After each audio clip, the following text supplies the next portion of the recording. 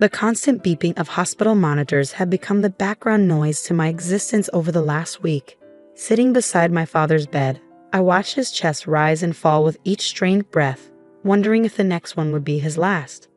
I'm Claire Bennett, and at 35, I was on the verge of inheriting a legacy I never asked for.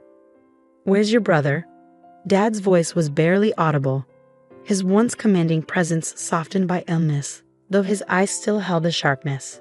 "Thomas is in a board meeting," I replied, keeping my tone neutral. "Managing your empire, as always." Dad chuckled, but it quickly turned into a cough. "Always so devoted to the business, your brother. Just like I taught him." I helped him sip water, and a pang of jealousy stirred inside me. Thomas had always been the one prepared to take over Bennett Industries, business school, mentorship, a life tailored to lead the company.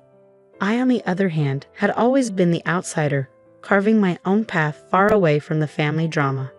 I ran an art gallery in San Francisco, a life I adored. But now, as I sat by my father's side, everything was changing. "Claire," he said, his grip tightening on my hand.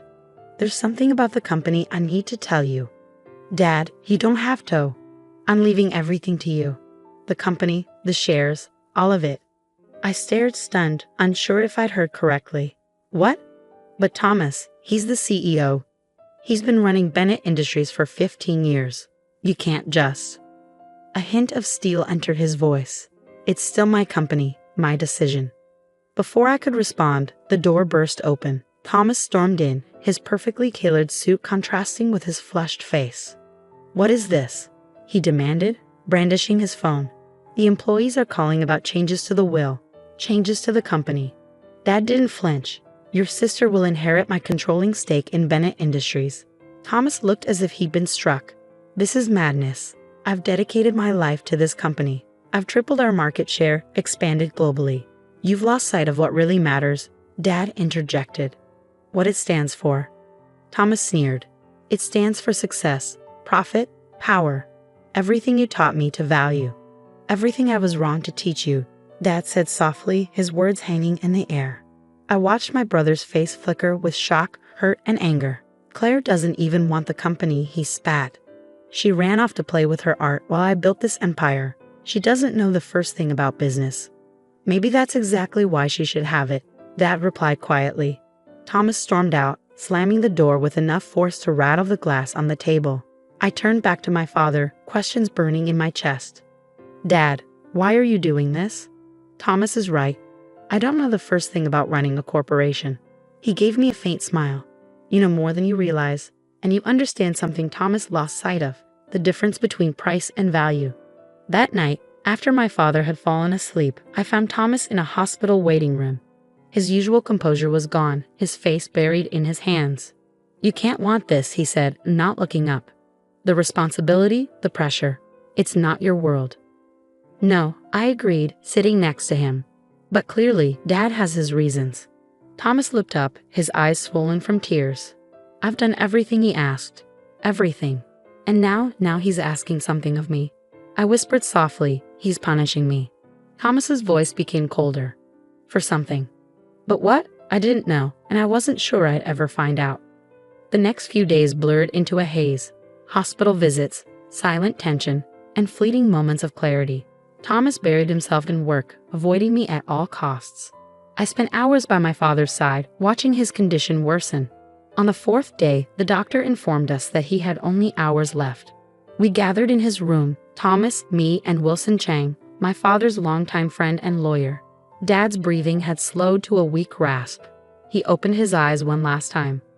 "The will," he whispered. "Wilson knows. Trust him." Those were his final words.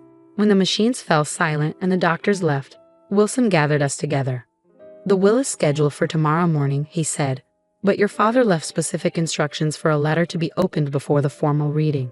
Thomas, already tense, adjusted his tie. "What letter?" Wilson pulled an envelope from his briefcase. "This one," he was very clear. "You both need to be here when it's opened." I exchanged a glance with Thomas.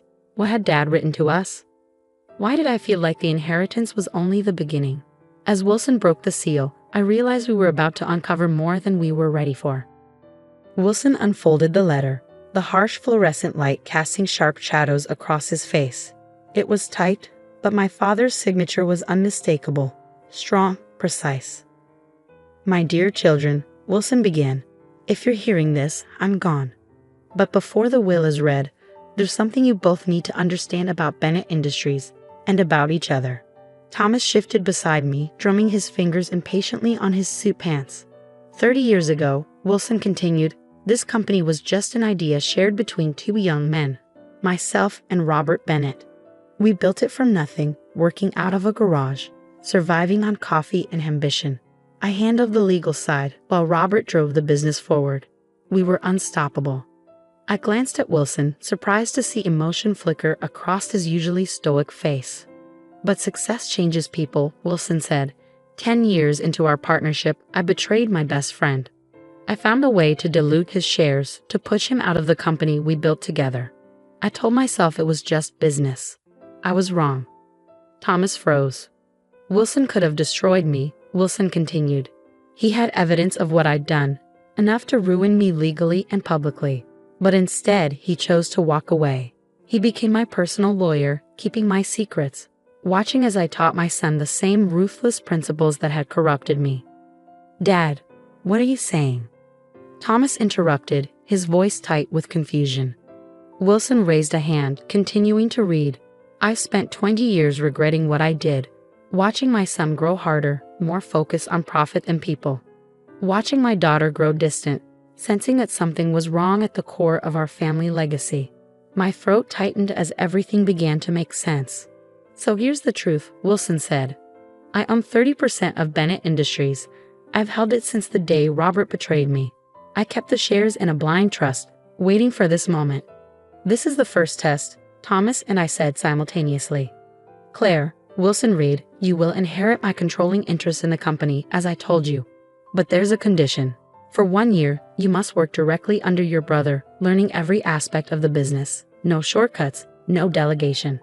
Thomas clenched his jaw. "And Thomas," Wilson continued, "you will teach her everything you know." The air in the hospital room felt heavy as I read the letter Wilson had handed us, an ultimate challenge our father had set in place. Should either of you fail to complete this year of partnership, Wilson's 30% stake will be donated to charity, severing the company and dissolving the Bennett family's control, the letter declared. "This is insane," Thomas erupted. "He can't do this." Wilson placed the papers on the table, his face impassive. "He already has. The agreement is airtight." I sank into a chair, my mind racing. "So we either work together for a year, or we lose everything." "Exactly," Wilson replied, nodding. "And I'll be overseeing your progress personally." Thomas began pacing, confusion evident in his movements. "Why now?" "Keep reading," I said, urging him to find more answers. Wilson continued, "This year isn't just about learning the business. It's about learning from each other. Thomas, your sister possesses qualities you've forgotten. Compassion, innovation, and the ability to see the bigger picture.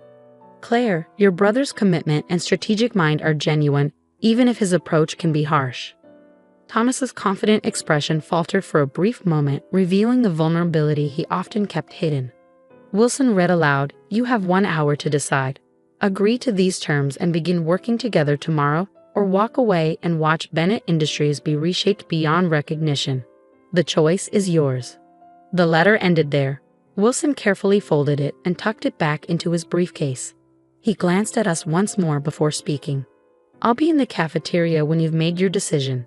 As he left, the silence between Thomas and I was thick with the weight of our father's final manipulation. "So what now?" I asked, breaking the stillness. "What are we going to do?" Thomas let out a sharp breath, loosening his tie. "We need to talk," he said, motioning to the chairs. "Really talk." We sat in silence for a while, the distant hum of the hospital echoing around us. Finally, Thomas spoke, his voice low but sincere. "Do you hate me, Claire?" The question caught me off guard. "No," I replied honestly. "I just don't recognize you anymore. Maybe I never did." He nodded, a somber look crossing his face. "Dad was right about one thing. I forgot how to be a brother. I've forgotten how to be part of this family," I admitted. "It was easier to run off to San Francisco than face my place here." Thomas leaned forward, his usual business demeanor fading away. "Your gallery, it's doing well, isn't it?" I was surprised he knew. Yes, I said. We represent some of the top contemporary artists on the West Coast. Last year's revenue was. I paused, realizing I had slipped into business talk. I chuckled softly. Maybe I've absorbed more from Dad than I thought. A small smile tugged at Thomas's lips. Maybe I could learn something from you too. We fell silent once more, the reality of our father's challenge looming over us. 1 year of working together, learning from each other, or losing everything he had built. If we do this, I said carefully, there need to be ground rules. Real collaboration, not just you calling the shots while I smile and nod. Agreed, Thomas said, his voice resolute. And you have to take the business seriously, no cutting corners, no pushing the workload onto others. I want to keep my gallery, I countered. I'll commute if I have to, but I'm not giving up what I've built. Thomas paused, thinking it over. Maybe there's a way to integrate it. Bennett Industries has never had an arts division. Corporate collections, public art installations. It could open new markets. I blinked, surprised by his willingness to consider a new approach. That's actually a good idea. Thomas straightened his tie, slipping back into business mode. We'll need a formal training program, department rotations, board meetings, financial analysis, and shifts in company culture. I interrupted. Let's start with how we treat employees. I've heard some troubling stories. Fair enough, Thomas conceded.